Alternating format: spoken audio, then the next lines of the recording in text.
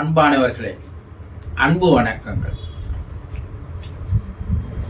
ஒரு பெண்மணி புத்தரிடம் போய், என்னுடைய மகன் இறந்து விட்டான், என் மகன் இல்லாமல் என்னால் வாழ முடியவில்லை, தயவு செய்து என்னுடைய மகனை உயிர் பிழைக்க செய்து என்னிடம் தாருங்கள் என்று கதறி அழுதார்.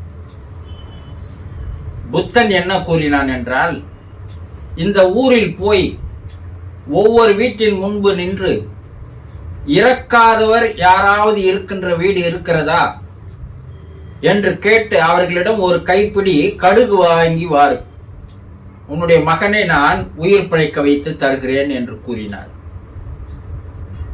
இந்த பெண்மணியும் அந்த ஊரில் இருக்கின்ற எல்லா வீடுகளிலும் போய் கேட்டாள், இறக்காதவர் வீடு என்று ஏதாவது இருக்குமா? இறக்கவே இருக்க.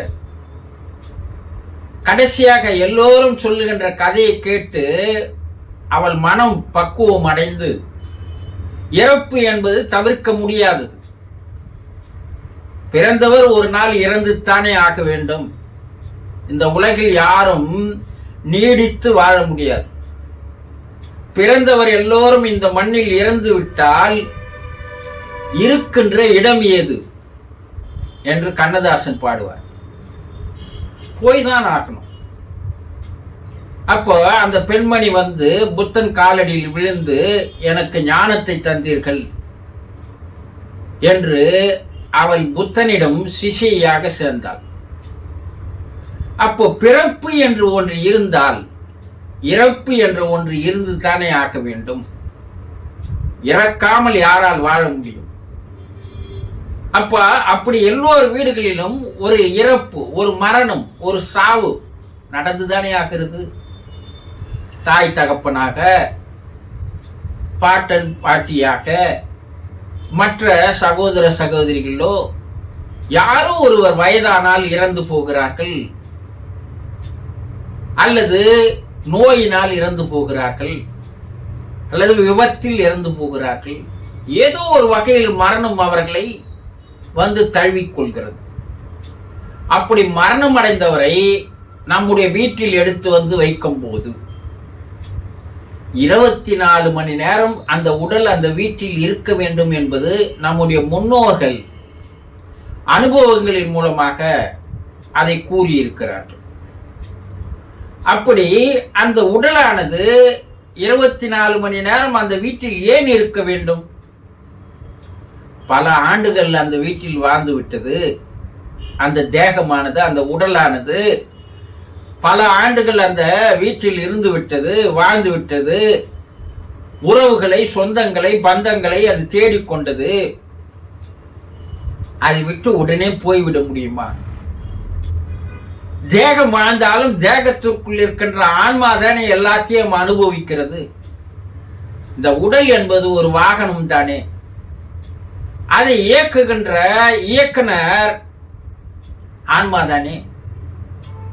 அப்போ அந்த ஆன்மா அந்த உடலை விட்டு ஒன்று பிரிந்து போவதற்கு அதற்கு மனம் இல்லாமல் அந்த உடலிலேயே மேலேயே இருந்து கொண்டிருக்கும். அந்த உடலை சுற்றி சுற்றி சுற்றி அந்த ஆன்மா வந்து அலைந்து திரிந்து கொண்டே இருக்கும், கதறிக்கொண்டே இருக்கும், கண்ணீர் விட்டு கொண்டே இருக்கும். மறுபடியும் அந்த உடலுக்குள் புகுந்து விட முடியுமா என்று பல்வேறு முயற்சிகளை அந்த ஆன்மா செய்யும். தன்னுடைய அந்த உடலை சுற்றி தன்னுடைய உறவினர்கள், இரத்த சம்பந்தங்கள் இருக்க வேண்டும் என்று அது ஆசைப்படுகிறது. ஏனென்றால் அவர்களோடவே வாழ்ந்து விட்டது இல்லையா? காலையிலிருந்து இரவு வரை அவர்களோடு பேசி பழகி சிரித்து கஷ்டப்பட்டு கண்ணீர் விட்டு எல்லாம் பல்வேறு உறவுகளை, உணர்வுகளை அது வெளிப்படுத்தியது. நாம் இந்த உடலை விட்டு வந்தால் கூட அந்த உடலை சுற்றி நம்ம யார் யார் அமர்ந்திருக்கிறார்கள் என்று அந்த ஆன்மாவானது மேலே நின்று வேடிக்கை பார்க்கிறது என்று அக்காலம் முதல் இக்காலம் வரையில் நம்முடைய முன்னோர்கள் கூறி வருகிறார்கள். இது உண்மையா? 100% உண்மை என்பதை ஆவி உலக ஆராய்ச்சிகள் தெரியப்படுத்துகிறது. அந்த ஆன்மா மேலேயே இருந்து கொண்டிருக்கிறது, ஒரு 8 அடி மேலேயே இருந்து கொண்டு நம்மை எல்லாம் யாரெல்லாம் வந்து பார்க்கிறார்கள், நம்மை பற்றி யாரெல்லாம் பேசுகிறார்கள், நம்மை பற்றி புகழ்கிறார்களா அல்லது தூற்றுகிறார்களா திட்டுகிறார்களா என்பதையெல்லாம் அந்த ஆன்மா பார்க்குது. தன்னுடைய வாழ்க்கையை அப்போதுதான் நான் ரியலைசஸ் பண்ணியே பார்க்கிறது. அந்த உடலை சுற்றி இருப்பவர்கள் அந்த உடலை பார்த்து திட்டினாலோ வேறு ஏதாவது சாபங்கள் கொடுத்தாலோ தூற்றினாலோ மேலே இருக்கின்ற அந்த ஆன்மா அழுகிறது. நாம் வாழ்க்கை சரியான முறையில் வாழவில்லை என்று அப்போதுதான் அதற்கு ஞானமானது ஏற்படுகிறது. புகழ்ந்தால் போற்றினால் நம் வாழ்க்கை சரியாக இருக்கிறது, சந்தோஷம், நாம் எந்த விதமான கஷ்டமும் இல்லாமல் நாம் மேல் நோக்கி போகலாம் என்றது மனசாந்தி அடைகிறது. அந்த ஒரு நாள் முழுவதும் அங்கே ஏன் அது வைத்திருக்க வேண்டும் என்றால், அவருக்கு பிறந்த பிள்ளைகள் சில சடங்குகளை செய்ய வேண்டும். அது ஆத்மபூர்வமாக அதை செய்கிறார்களா என்று அது பார்க்கிறது. பிள்ளையோ அல்லது பெண்ணோ பெற்ற பிள்ளைகள், பேரன் பேத்திகள், அந்த ஆன்மாவுக்கு நெய்பந்தம் என்ற சில சடங்குகளை அது செய்கிறது. அது மறுபடியும் ரீபர்த் எடுப்பதற்கு அந்த நெய்பந்தமானது ஒரு வாய்ப்பாக அமைக்கிறது. அங்கேயே எடுத்துடும். யாருக்கு விருப்பமான பேரம் பேத்திகள் உள்ளே அந்த ஆன்மா போய் உடனே ரீபர்த் அந்த 24 மணி நேரத்துல அது மறுபிறப்பு எடுப்பதற்கு ஒரு வாய்ப்பாக அந்த சடங்குகளை நம்முடைய முன்னோர்கள் வைத்திருக்கிறார்கள். இரவு நேரங்களில் அந்த உடலை சுற்றி பல பேர் அமர்ந்திருக்க வேண்டும். கண் உறங்கக்கூடாது, தூங்கிவிடக்கூடாது. இந்த ஆன்மா என்ன நினைக்குமா, நம்ம போயிட்டா பார், அவங்க கவலைப்படல, 40-50 ஆண்டுகள் அவர்களுக்காக வாழ்ந்து ஒரு இரவு நமக்காக அவர்கள் முழித்திருக்க மாட்டேன் என்கிறார்கள். நாம் எவ்வளவு கஷ்டப்பட்டோம், துன்பப்பட்டோம், இவர்களை எல்லாம் வளர்ப்பதற்கு ஆளாக்குவதற்கு என்று எல்லாம் அந்த ஆன்மா மேலே இருந்து பார்க்குமா. இரண்டாவது, யாருமே இல்லை, எல்லாரும் தூங்கிட்டாங்க, அந்த ஆன்மா தனியா, அந்த உடல் தனியாக இருக்கிறது என்றால் அந்த வீட்டில் இருக்கின்ற தீய சக்திகளானது அந்த உடலுக்குள் புகுந்து கொள்வதற்கு ஒரு வாய்ப்பாக மாறிவிடுகிறது. அதனால யாராவது முழிச்சுன்னு உக்காந்துக்கிட்டே இருந்தாங்கன்னா அந்த தீய சக்திகள் அந்த உடலுக்குள் வராது. இந்த தீய சக்திகள் உடலுக்குள் வராதிருப்பதற்காகத்தான் அந்த உடலின் தலைமாட்டின் மேலே ஒரு விளக்கை வைத்து எண்ணெய் ஊற்றி ஒரு தீபத்தை ஏற்றி வைத்திருப்பார்கள். அது 24 மணி நேரம் அந்த தீபம் எரிந்து கொண்டிருக்கும். அப்ப அந்த தீய சக்திகள் எதுவும் உள்ளே வருவதற்கு வாய்ப்புகள் கிடையாது. மாலை 6 மணிக்கு மேல் எந்த காரணத்தை கொண்டும் அந்த உடலை மயானத்திற்கு எடுத்து செல்லக்கூடாது. அப்படி 6 மணிக்கு மேல் மயானத்திற்கு எடுத்து போகிறார்கள் என்றால் அந்த குடும்பத்தில் இருக்கின்ற அனைவருக்குமே பல்வேறு பாதிப்புகளை, மோசமான விளைவுகளை, வாழ்க்கையில் இதுவரைக்கும் அனுபவிக்காத துன்பங்களை, கஷ்டங்களை அந்த சடங்கானது, அந்த பிரேதமானது, அந்த பிரேதத்துக்கு மேல் இருக்கின்ற அந்த ஆன்மாவானது ஒரு இரவு என்னை உங்கள் வீட்டில் வைத்திருப்பதற்கு நீங்கள் அனுமதிக்காமல் என்னை எடுத்து செல்கிறீர்கள் என்றால் அது சாபமாக தருவதாக முன்னோர்கள் கூறுகிறார்கள். அதனால இறந்து போனவர்கள் ஒரு இரவு வீட்டில் இருக்க வேண்டும் என்பது பல்வேறு சடங்குகள் அடங்கி இருக்கிறது. காலை சூரியன் உதயத்திற்கு பின்பு, மாலை சூரியன் மறைவதற்கு முன்புதான் அந்த உடலை வீட்டிலிருந்து எடுத்து சென்று மயானத்திற்கு எடுத்து சென்று ஈமச் சடங்குகளை செய்ய வேண்டும். இதெல்லாம் எதற்காக வைக்கிறார்கள் என்றால், அந்த உடலை தனியாக இருந்தாலும் கூட அந்த உடல் பல ஆண்டுகள் அவர்களோடு பழகியது, அதற்கு அப்பால் அந்த உடலை பார்க்க போவதே கிடையாது. இதில் பிள்ளைகள் எங்கோ வெளிநாட்டில் இருக்கிறார்கள், அவர்கள் வருவதற்கு வாய்ப்பில்லை என்றால் அந்த ஆன்மா துடிக்கின்ற துடிப்பு, அது கதறுகின்ற கண்ணீர் விடுகின்ற அதனுடைய கஷ்டம், எந்த வெளிநாட்டில் அந்த பிள்ளைகள் வாழ்ந்து வந்தாலும் கூட அவர்களுடைய வாழ்க்கையில் அவர்கள் சுகத்தையோ ஆனந்தத்தையோ சந்தோஷத்தையோ அனுபவிக்கவே முடியாது.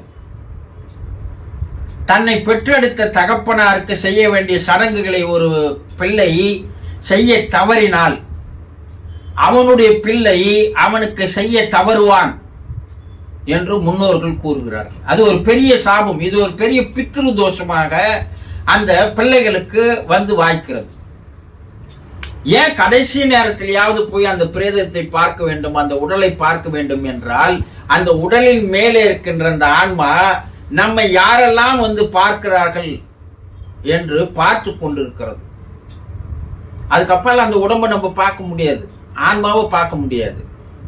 அதனால எதிரியாக இருந்தாலும், துரோகியாக இருந்தாலும், பகையாளியாக இருந்தாலும் கூட அவர்கள் அந்த நேரத்தில் வந்து அந்த உடலை பார்க்கும் போது மேலே இருக்கின்ற ஆன்மா பல ஆண்டுகள் இருந்த அந்த விரோதம், துரோகம், வஞ்சத்தை எல்லாம் அது மறந்து அவர்களை மன்னிக்கிறது.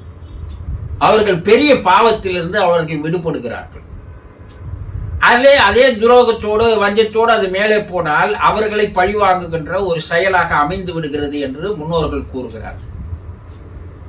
இதையெல்லாம் பார்க்கும் பொழுது இறந்து போன நம்முடைய வீட்டில் யாராவது 24 மணி நேரம் அந்த வீட்டில் இருக்க வேண்டும்.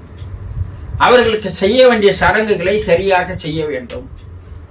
அவர்களுக்கு செய்ய வேண்டிய கடைசி அந்த சடங்குகளை சரியாக செய்தால் அந்த குடும்பத்தில் இருப்பவர்கள் சுபிட்சமாக, நிம்மதியாக, ஆனந்தமாக வாழ்வதற்கு அந்த ஆன்மா பாதுகாப்பாக இருக்கிறது.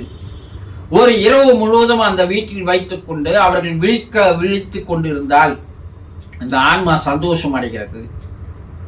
இதையெல்லாம் நம்முடைய முன்னோர்கள் பல்வேறு விதமான ஆராய்ச்சிகளுக்கு அப்பால் சொல்லி இருக்கிறார்கள்.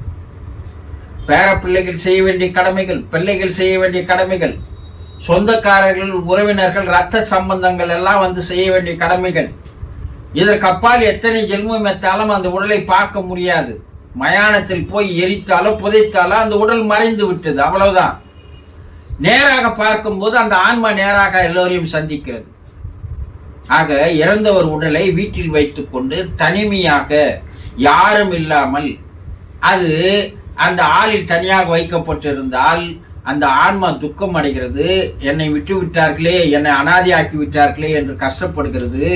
அதனுடைய துக்கம், கஷ்டம், கவலை, வேதனை எல்லாம் அந்த குடும்பத்தில் இருப்பவர்களுக்கு பெரிய பாதிப்புகளை உடல் அளவில், மன அளவில், வாக்கு அளவில் பல்வேறு பாதிப்புகளை ஏற்படுத்துகிறது என்பதை நம்முடைய முன்னோர்கள் பலவிதமான ஆராய்ச்சிகளுக்கு அப்பால் தெளிவுபட கூறியிருக்கிறார்கள். ஆக இறந்து போனவர்களுடைய உடம்பில் எதிரில் 24 மணி நேரம் அது வீட்டில் இருக்கின்ற வரையில் அந்த இரத்த சம்பந்தங்கள், பிள்ளைகள் கூடவே இருக்க வேண்டும் என்று அந்த ஆன்மா விருப்பப்படுகிறது. தெரிந்து கொண்டீர்களா? சந்தோஷம்.